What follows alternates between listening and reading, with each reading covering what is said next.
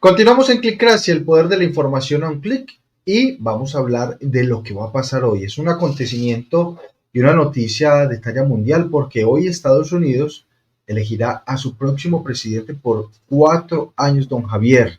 ¿Será Kamala Harris? ¿Será Donald Trump? Pues no sé cuál será su análisis, don Javier, pero así tenemos invitado especial que nos abre un poco el panorama de cómo van a ser estas elecciones el día de hoy, con declaraciones, vuelvo e insisto, pues muy controversiales por parte de Donald Trump, pero al parecer esto es lo que le da adeptos y lo que le da votos, don Javier. Yo no sé, ¿usted qué piensa de esa situación? Sí, yo creo que él ha exacerbado un poco el nacionalismo estadounidense que es muy latente en estos comicios y obviamente pues eso le ha ganado muchos adeptos, incluso muchos dentro de la población joven, que es la que dice hoy puede inclinar la balanza y sobre todo por temas muy complejos. Primero, el de los migrantes y su férrea defensa de una política que plantee más severidad contra ellos y endurecer las normas para su permanencia y obviamente castigar a quienes se infrinjan la ley de manera severa. Otras es como la manera tan cómplice, entre comillas, en que la administración de Biden ha respaldado toda la operación de Israel en la franja de Gaza contra los palestinos y el saldo que hoy ya supera casi que los 45,000 muertos.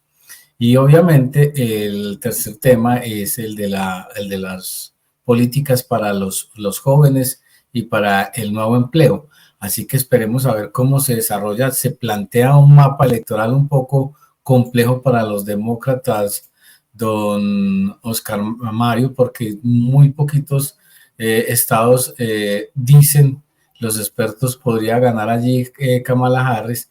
Así que yo no sé, para mí estaría como muy asegurado el triunfo de Donald Trump hoy. Me puedo equivocar, se equivocó Luis Carlos Vélez, pues no me voy a equivocar yo, pero digamos, de todas maneras, esperemos cómo se desarrolla. Ya se supera la barrera de los 80 millones de votantes y durante todo el día, como sabemos, esto es de un tiro largo, solo por allá hacia las 10, 11 de la noche, más o menos se irá a conocer ya un resultado concreto de quién es el nuevo presidente de Estados Unidos, don Oscar. Pero tenemos un invitado que es el que sabe, ese sí sabe de bastante de eso, y por eso le damos el cordial saludo a Oscar Mario, que usted lo presente para que hablemos del tema.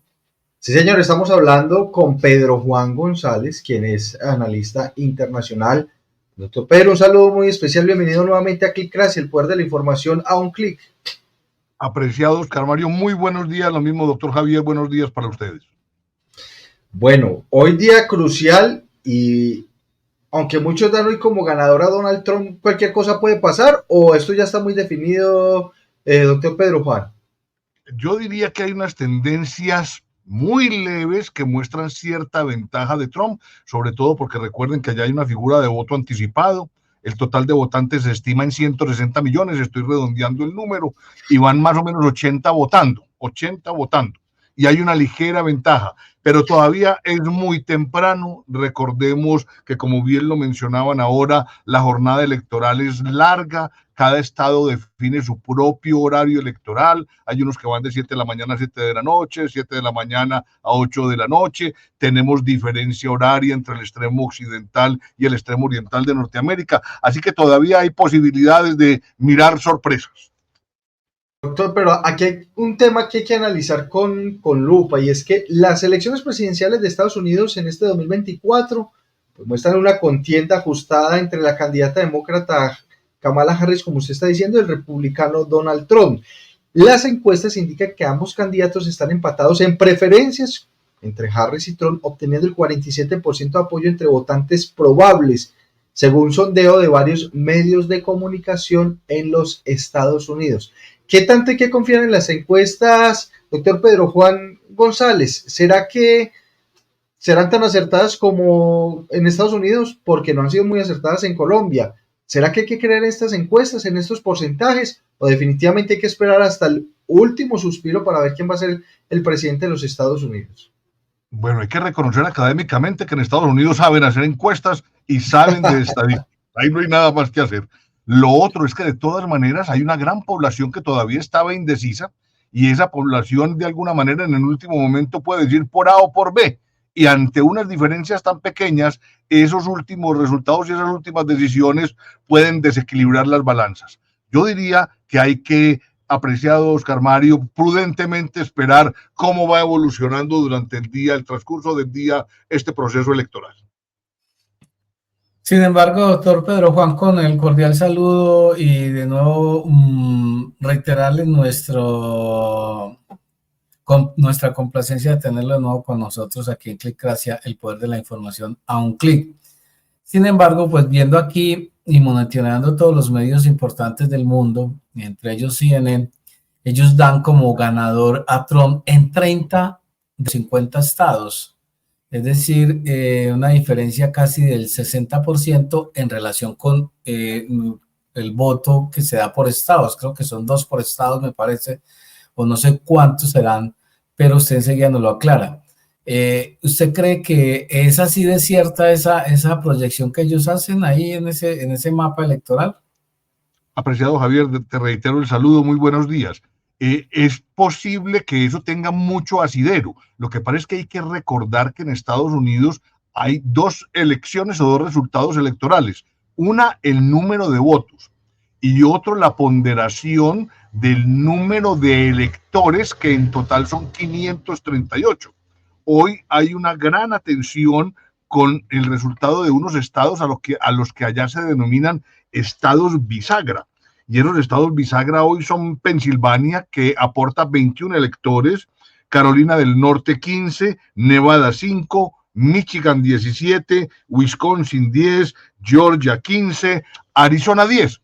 Y no estamos contando los grandes estados como California, que aporta 55, y Texas 34. O sea que hay que esperar esa ponderación. Recordemos que en los procesos electorales norteamericanos ha habido 5 casos en que hay un candidato que saca mayoría de votos, pero no saca la mayoría de representantes electorales, que son los que definitivamente componen el colegio electoral y definen el presidente.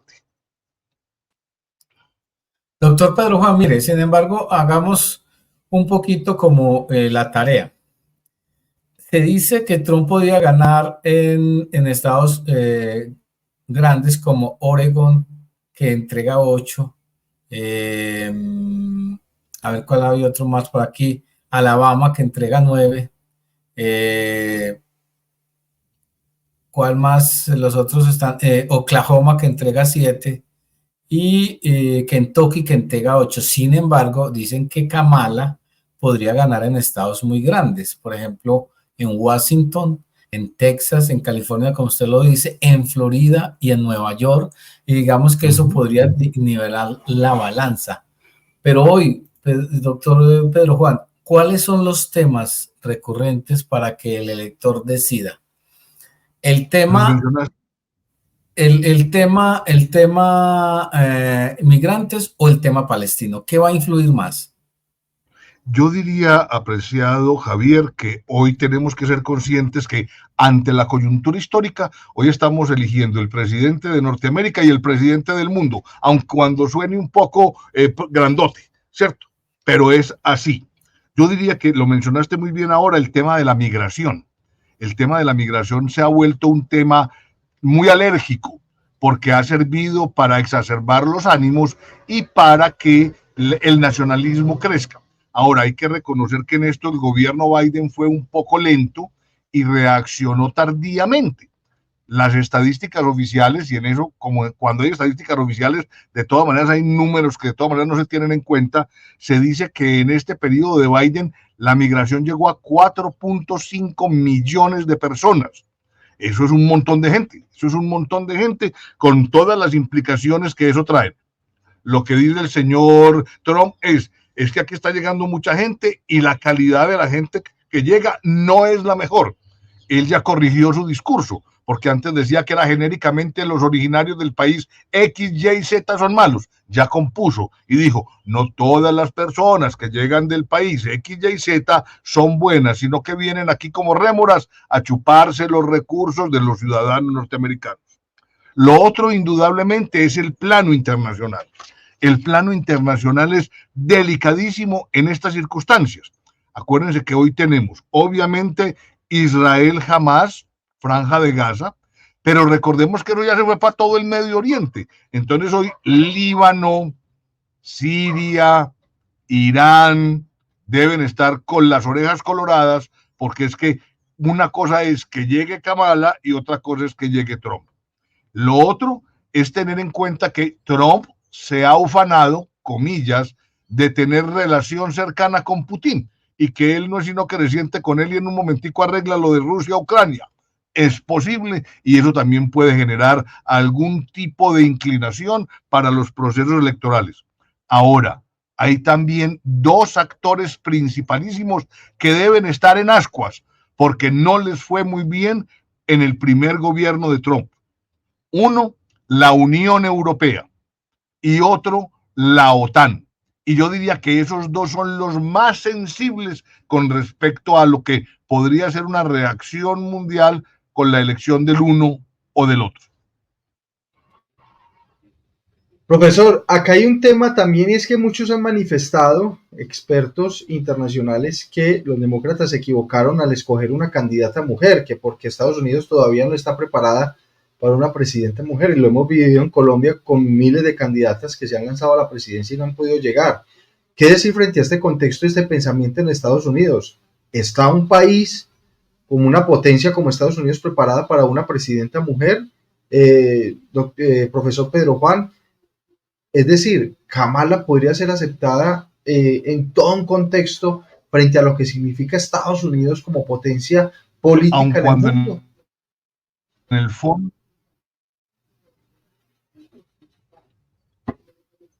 al parecer tenemos problemas de conexión, profesor Pedro Juan. Sí. ¿tú me oyes? Don Javier, es un... ahora sí, profesor. Pero Juan, ¿qué decir frente a este contexto y este pensamiento de muchos expertos de que Estados Unidos no estaría preparada para una mujer? Bueno, yo diría que en eso se ha evolucionado.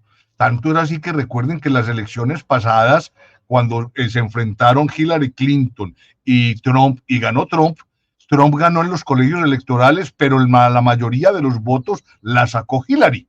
Entonces yo diría que hay un avance con respecto a la equidad de género en términos de aspiraciones presidenciales. Ahora, Kamala Harris viene de un buen ejercicio, yo diría que muy de bajo perfil para mi gusto, pero que de alguna manera ha recogido el optimismo y el no miedo que en muchos sectores genera Trump con sus propuestas. Doctor Pedro Juan, veamos escenarios futuros. ¿Qué pasaría con Palestina si gana Trump y qué pasaría si gana Kamala? ¿Qué pasaría con los migrantes si gana Trump y qué pasaría si gana Kamala? ¿Y qué pasaría con la OTAN, más que con la Unión Europea, con la OTAN, si gana Trump y si gana Kamala? Yo diría, Javier, que como en todas partes del mundo, una cosa son los anuncios electorales y otra cosa es lo que en realidad se puede hacer una vez en el poder. Es claro que Israel jamás seguirá como conflicto histórico, independiente quien sea presidente. Es muy posible que se aprieten tuercas y se llame al orden a Netanyahu o de alguna manera se busque que haya aliados internacionales que ayuden a compensar esta fuerza. Yo diría que el tema de Rusia-Ucrania se puede resolver más fácilmente con Trump que con Kamala, pero es una hipótesis simplemente. Y con respecto a la OTAN, pues ya se vio en el gobierno anterior de Trump que les dijo muy claramente, o ustedes aportan lo que les corresponde en términos económicos, o Estados Unidos deja de aportar. Y eso sí es una situación muy compleja. No todas las economías están bollantes, tampoco es que esté muy bollante la norteamericana, pero digamos que de alguna manera él hace exigencias y le dice a los asociados a la OTAN que todos tienen que meterse la mano al drill para poder participar con el mismo nivel de responsabilidad, de oportunidad y de opinión ante los conflictos internacionales. Doctor, usted que es un gomoso de estos análisis, háganos uno sobre el tema de las redes sociales. Yo recuerdo en elecciones muy pasadas que los grandes debates acaparaban la atención y todo el mundo se sentaba frente a la televisión a ver esos grandes debates. Hoy los grandes debates casi que pasaron inadvertidos y digamos, la campaña se desarrolló con mucha fuerza en redes sociales, también con temas como los fake news y las satanizaciones. ¿Usted qué análisis hace de ese aspecto de la campaña? Pues yo diría, apreciado Javier, que esa es una realidad nueva que obliga a que todos nosotros, los que estamos interesados en estos temas, repensemos y replanteemos cómo vamos a hacer los análisis, puesto que es que pasamos de hacer unas actividades que eran evidentes y visibles a unas actividades muy intensas que son invisibles. Me disculpan, pero quiero de alguna manera presentarle a los asistentes a este programa este libro que se llama Nexus, de un gran historiador moderno que le llama Yuval Noah Harari, dedicado única y exclusivamente al análisis de las redes sociales, como todo en esta vida. Si se usan para bien, maravilloso. Si se usan para mal, nocivas. Ahora, nos hemos dado cuenta, hemos vivido, hemos tenido también experiencias próximas que uno puede circular ahí, información correcta o información incorrecta, ya sea por error o por mala fe. Y eso sirve para que de manera oculta, para que de manera escondida, para que de manera no visible, la interacción entre los miembros de esas redes de comunicación multipliquen información que puede ser acertada o desacertada, con vicios y sin vicios, pero que va generando una opinión potencialmente expresable en las urnas. Yo diría que apenas estamos, al menos en mi caso, aprendiendo a entender la verdadera dimensión de las redes sociales. Ahora, uno hablaba del Internet, Javier, en nuestra época, pero es que ahora cuando uno ya habla de los bots, cuando uno ya habla de la inteligencia artificial, cuando uno ya habla de máquinas que generan sus propios algoritmos para influenciar X o Y postura, la cosa es distinta. La cosa es distinta. Profesor, acá nuestro productor José nos ha venido planteando un mapa, nos ha puesto un mapa que hemos hablado de él sobre la importancia de cada uno de los estados, pero sí quiero que nos haga de pronto un análisis de qué significa este mapa, qué significa que Kamala Harris 226, 219 Donald Trump, qué tan importante es este mapa y cuál es el análisis, porque esto lo estamos viendo en muchos medios de comunicación, en redes sociales, pero como nosotros tenemos un sistema democrático muy diferente al de Estados Unidos, muchas veces no tenemos la importancia de este mapa. ¿Es importante? ¿No es importante? ¿Cuál es el análisis que usted hace, profesor, frente a lo que estamos viendo acá en estas imágenes? Sí, apreciado Oscar Mario, agradecería que de pronto lo subieran un poco más para que la teleaudiencia lo pueda mirar más bien. Gracias, ahí está perfecto, muchas gracias. Como no podemos ver, pues hay tres colores. El rojo republicano, el azulito es demócrata y aquí hay una cosa a la izquierda de Nevada y Arizona que uno diría están todavía como indecisos, lo mismo que por aquí arriba Wisconsin, Pensilvania y no sé qué. ¿Esto qué implica? Ahí hay un reflejo de las mayorías electorales de cada uno de los partidos. Como vemos en rojo en el centro todo es republicano, pero son los estados que tienen de A3, de A2, ahí está Montana con 3, North Dakota con 3, South Dakota con 3, Wyoming, está Utah, está Idaho, está Kansas. En cambio uno ve que en la costa está California y está un Texas, que ahí yo lo veo un poco tendenciosamente marcado de rojo, aunque hoy está muy parejo, lo mismo que Florida. Uno diría, a simple ojo de buen cubero, no, pues ganaron los rojos.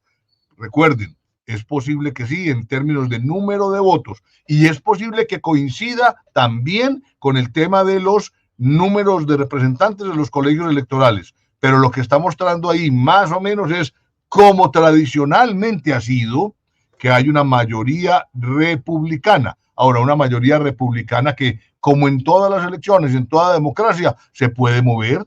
Recuerden que hace 4 años, pues ganó Biden, y que hace 8 años ganó Hillary en términos de número de votos, pero no en los estados que tenía que ganar para tener sus representantes en el colegio electoral. Profesor, ¿qué tanto influye el gobierno de Biden en el tema de Kamala Harris? ¿La beneficia? ¿La perjudica? ¿Qué análisis podemos hacer? Porque sería, obviamente, si gana Kamala Harris la sucesora de Biden. Es decir, ¿qué tan importante ha sido el gobierno de Biden o qué tan perjudicial ha sido el gobierno de Biden para Kamala? Bueno, gracias por la pregunta, Oscar Mario, porque es muy importante para presente y para futuro. Es claro que Kamala es demócrata y es hoy subordinada de Biden, es su fórmula vicepresidencial. Y si se califica bien, regular o mal a Biden, eso le cae a ella. Eso ahí no hay nada más que hacer. Ahora, es posible que el haber arrancado la campaña al final, eso le genere un impacto menos negativo. Ahora, como en todos los países, apreciado Oscar Mario, uno vota por Kamala o vota contra Trump, dirán algunos, y eso lo tenemos aquí vivito y coleando. Ahora, recordemos lo siguiente, en Estados Unidos un presidente puede ser reelecto una sola vez, ya de manera continua o ya de manera discontinua, lo cual quisiera decir que es importante también porque eso pasa como de largo. Tener en cuenta que la pareja, la fórmula vicepresidencial de Kamala, el señor Walz, es un señor ya maduro, y en cambio que la fórmula vicepresidencial del señor Trump es el señor Vance, que es es más joven, es mucho más joven. Yo diría que si gana Trump dentro de 4 años, lo obvio sería que Vance fuera el candidato de los demócratas. No sé si al señor Walz le alcance. Profesor, volvamos al mapa. Es que aquí hay una actualización que hace CNN y que también la vi, por ejemplo, en El Mundo, digamos en la BBC, y es que, por ejemplo, ya le han, por ejemplo, casi que ganado a Florida a Kamala, California a Kamala y Texas a Kamala, pero vea, le doy un dato.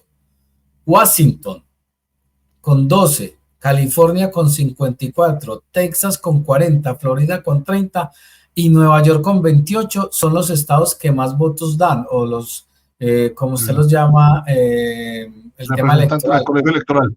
El colegio electoral. Pensilvania da 19 y también lo tiene Kamala. Ohio da 17 y también lo tiene Kamala. Michigan da 15 y también lo tiene Kamala. Wisconsin da 10 y también lo tiene Kamala. Illinois da 19 y también lo tiene Kamala, según esta proyección. Hoy, a esta hora, a los que nos ven en vivo, de pronto los que ya nos ven después, pues va a estar desactualizado, pero a esta hora, a las 7:34 de la mañana, este es el mapa actualizado de lo que se pronostica como realidad frente a lo que ellos llaman boca de urna, porque ya han votado casi 80 millones de personas. Recordemos que podrían votar, creo que 160, usted mencionó la cifra. En esos términos, entonces, no está tan garantizado en estos momentos la elección de Trump. Estamos de acuerdo, apreciado Javier, estamos absolutamente de acuerdo. En unas elecciones tan reñidas, donde todos los estudios hablan de un cabeza a cabeza, hablan de un 48-47, 49-48, 48-48, eso a las 4 de la tarde puede haber una tormenta y entonces no van los ciudadanos, o puede que haya muy buen clima y la gente se anime y diga, vamos a votar ahora que sí se puede, y como va ganando vamos a apoyar a este otro, como en todas partes. Profesor, llegado el caso que pierda Trump, ¿cómo asimilaría Trump esa derrota? ¿La aceptaría o no la aceptaría? Kamala ya dijo que sí aceptaría la derrota y que estaría dispuesta como una ciudadana más de Estados Unidos pues a aceptar el presidente Donald Trump, pero Trump estaría dispuesto a asimilar esa derrota llegado el caso de ganar Kamala. Ese es el gran riesgo que se tiene, porque él ha anunciado, casi que amenazado, de que si no gana, va a alegar que le robaron las elecciones. Sí, y él, pues, si no tiene empache en decir, me la robaron, aquí hubo fraude o no sé qué, porque sí o porque no. Y en varias declaraciones, en varios escenarios, en varios momentos de la campaña ha dicho, estoy seguro que voy a ganar, si pierdo es porque me la robaron, y si me la robaron, las voy a defender. Entonces ahí también hay cierta preocupación de la ciudadanía norteamericana. Y por último, doctor Pedro Juan, ¿qué influiría para haber un cambio razonable de esos indecisos? O sea, usted decía ahorita, voy a votar por este porque va ganando, voy a votar por este porque va perdiendo, pero ¿cuál sería la mayor influencia de esos votantes hoy indecisos? Pues yo diría que en eso, apreciado Oscar Mario, la razón y la sinrazón entran en conflicto. Empieza la emotividad, la subjetividad. Uy, por Dios, va ganando X o y de pronto le pasa esto al país. ¿Y qué tal si de pronto sí cumple? ¿Y qué pasa con nosotros? Entonces, de ahí yo diría que esa última decisión es muy subjetiva, muy individual, muy íntima, de pronto muy influenciado por el entorno más próximo, ya sea familia, vecindarios o compañeros de trabajo. Doctor Pedro Juan, no lo vamos a dejar ir, pero es que su análisis es demasiado importante y nos va a disculpar que lo tengamos aquí tanto Bienvenido. tiempo. Pero es que, mire, hay un asunto. Eso es la que le voy a hacer es una pregunta cliché, que creo que todos los periodistas en Colombia la haríamos porque sí o porque no. Pero quiero que me diga cómo le iría a Colombia con Kamala y cómo le iría a Colombia con Trump. Y la segunda, denos un pronóstico. ¿Usted qué piensa? ¿Cuál es su pálpito? A ver, apreciado Javier, digamos que tenemos indicios. ¿Cómo le fue a Colombia con Trump? ¿Cómo le fue? No pago nada. No pago nada. No pago nada, ¿cierto? ¿Qué le ha pasado a Colombia con el gobierno de Biden? Tampoco. No ha pasado nada.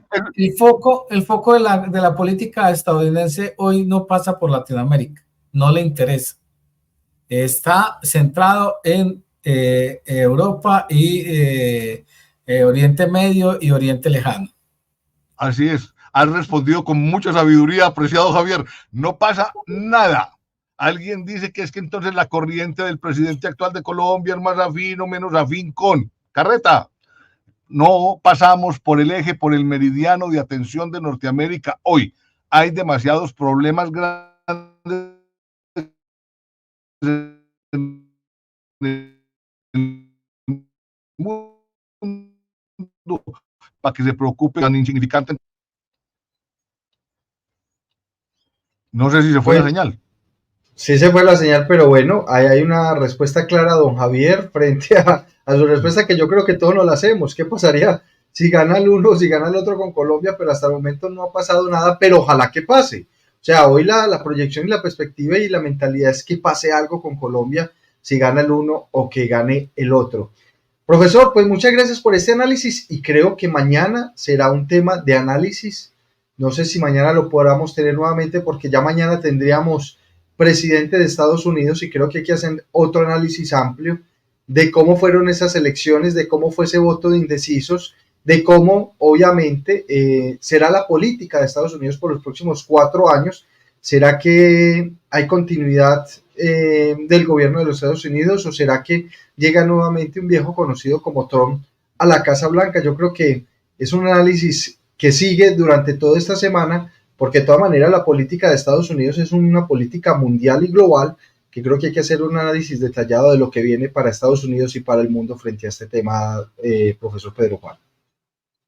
Así es, apreciado Oscar Mario, estoy a sus órdenes y ojalá de todas maneras el comportamiento de los candidatos y de la ciudadanía norteamericana esté a la altura de un país desarrollado. Debe dar muestras de civilidad y reconocer el que sea que el otro ganó y ganó en franca lid. Ojalá sea así, por la estabilidad de la democracia y por el ejemplo papaicitos como nosotros. Profesor, su pálpito, no nos dijo su pálpito. ¿Quién va a ser el próximo presidente de Estados Unidos desde su conocimiento y desde su análisis? Hombre, yo soy tan malo para los pálpitos, hombre, que creo que todavía estamos muy cabeza a cabeza, muy cabeza a cabeza. Pero más o menos. ¿Harris o Trump? Kamala, de pronto Kamala, ¿Sí? de pronto. Pero te digo, yo soy muy malo para los pálpitos. Profesor, muchas gracias porque de todas maneras usted nos permite ampliar un poco el conocimiento. Ustedes son los expertos y los analistas frente a esta política mundial, porque no solamente es de Estados Unidos, es mundial, frente a lo que viene en muchos aspectos. Y yo creo que ahí es donde tenemos que centrarnos, don Javier y profesor Pedro Juan, frente a quién será el próximo presidente de los Estados Unidos. Cabeza a cabeza, creo que no se había visto un tema tan reñido entre Kamala y Trump a hoy, y creo que cualquier cosa puede pasar, profesor Pedro Juan. También mi reserva frente a quién puede ser el próximo presidente. Muchos dan a Trump ya como ganador, dicen que es el próximo presidente, pero yo no la tendría tan clara. Don Javier sí me ha manifestado que es Trump el ganador, pero yo lo veo difícil. Y yo creo que hay que esperar hasta el último suspiro a ver quién va a ser el próximo presidente, don Javier. Lo que pasa es que, mire, la tendencia de las encuestas es muy complicada, don Oscar. Le voy a explicar. Cuando Kamala Harris anunció su candidatura, eso fue por allá en julio, digamos, o cuando arrancó en firme esta campaña, ella arrancó con el 43% y Trump tenía el 46%. Kamala fue repuntando hacia mediados de julio y llegó al 47%, y Trump fue subiendo, y lo que más llegó a subir Trump en toda esta campaña fue en julio 22 con el 48%. De ahí se mantuvo con un leve descenso y volvió a repuntar un poquito hacia el 13 de octubre con el 13%, pero fue bajando. Ya digamos el 20 llegaba al 46%, y hoy don Oscar Mario está en el 47.7%. Kamala empezó subiendo, tuvo su punto más alto el 18 de agosto con el 50.6%. Ahí empezó también un descenso paulatino muy prolongado, y ese descenso hoy la tiene con el 48.3%. Es decir, hay prácticamente un empate técnico a las encuestas de hoy. Hoy 48.3 Kamala, con Donald Trump 47.87. Pero el análisis no puede ser así de simple con cifras. Recuerde que son los colegios electorales los que deciden, es decir, cada estado tiene un número de votos que aporta al conglomerado nacional. Y hoy el mapa que nos da a esta hora, la realidad del voto en Estados Unidos, es que los estados grandes como Washington, California, Texas, Florida, New York, Pensilvania, Michigan, Illinois y Ohio están mostrando una tendencia hacia Kamala Harris. Es decir, que posiblemente, doctor Pedro Juan, el asunto sí esté reñido, pero puede ser que se vuelva a definir por los famosos colegios electorales. ¿O usted qué piensa? Así es, eso es de ese tamaño, no hay nada más que hacer. Si se controla los estados grandes, hay mayor posibilidad de mayoría en el colegio. Si hay mayoría en el colegio, gol, ya quedó el presidente. Profesor, muchas gracias por este análisis sobre esta noticia mundial, y esperemos mañana qué pasa. Mañana nos despertamos con un nuevo presidente en los Estados Unidos. Profesor, muchas gracias. A ustedes siempre a sus órdenes.